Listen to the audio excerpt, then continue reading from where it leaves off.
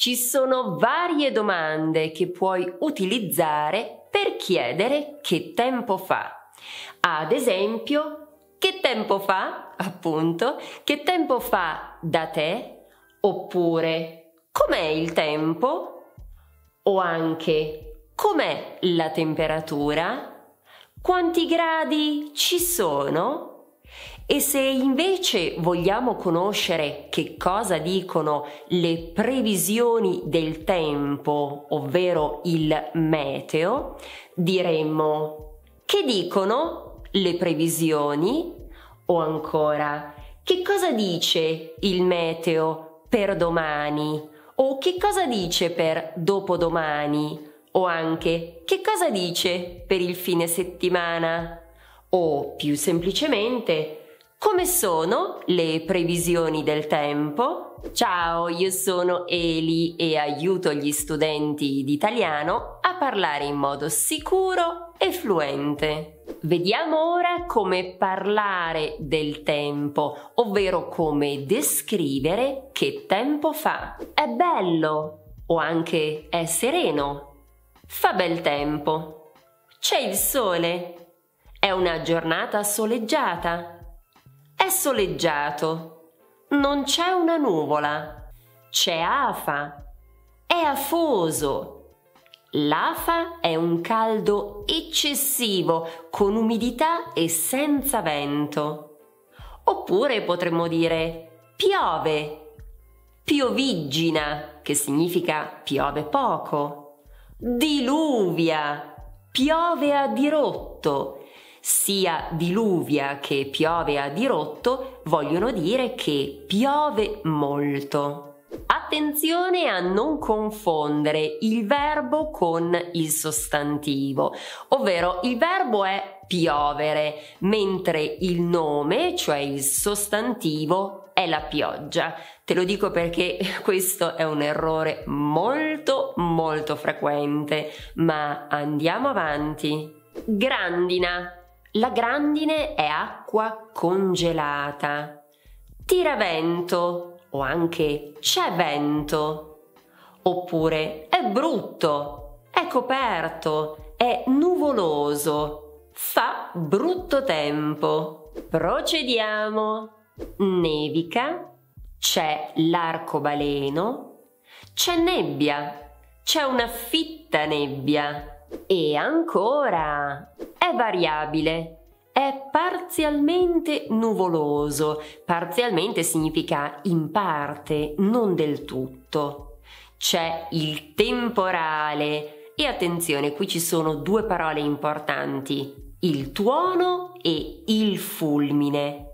C'è una tempesta. La tempesta è una violenta perturbazione atmosferica con vento fortissimo e senza fulmini. E se vogliamo descrivere com'è la temperatura, possiamo dire: fa freddo, si gela. Oggi siamo sotto zero. Ricorda che il verbo gelare significa diventare freddo come il ghiaccio. Oppure fa caldo, c'è afa, è afoso. Ma lo sai quali sono i 10 elementi essenziali per imparare l'italiano? La risposta è in questa guida. La puoi scaricare gratuitamente dal mio sito elisabetamaccani.com. Ma continuiamo ora con le stagioni. Sì, perché le stagioni creano sempre molte difficoltà agli studenti di italiano. Iniziamo dalla primavera e dall'estate. La primavera segna l'inizio della bella stagione. Non fa molto freddo, piove spesso e soffia il vento. Gli alberi mettono le nuove foglie e sbocciano i fiori.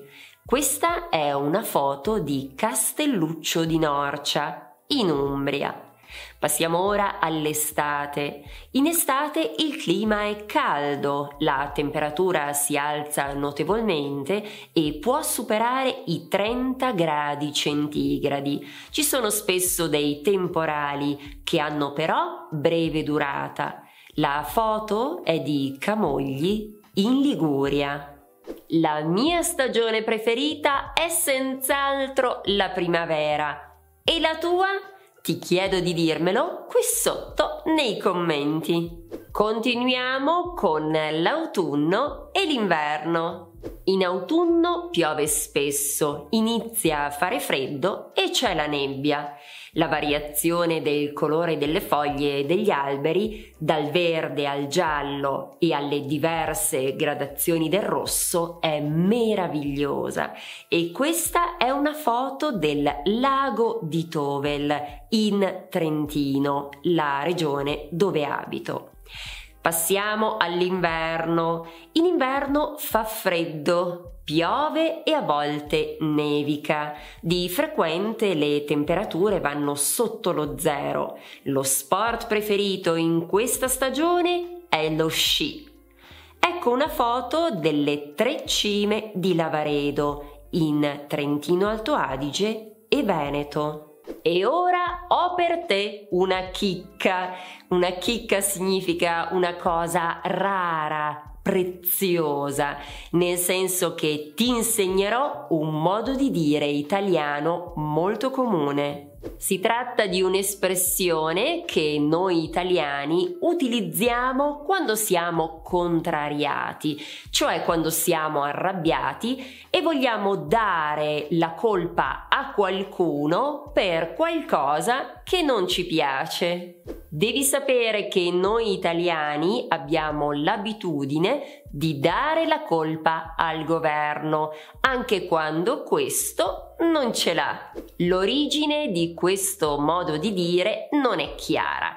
A quanto pare, in passato, quando pioveva, il peso delle merci aumentava e di conseguenza anche la quantità di tasse che dovevano essere pagate. In questa videolezione abbiamo parlato del tempo atmosferico e anche delle stagioni italiane, ma chissà se conosci il nome dei mesi. Anzi, ci scommetto che conosci il nome dei mesi, ma quello che probabilmente non sai è perché si chiamano così. Ecco quindi che cosa potresti fare ora: scoprire perché i mesi italiani si chiamano in questo modo. Lo potrai scoprire guardando questa videolezione. Trasforma il tuo sogno italiano in realtà. Grazie dell'attenzione, ci vediamo qui sempre su Italiano con Eli.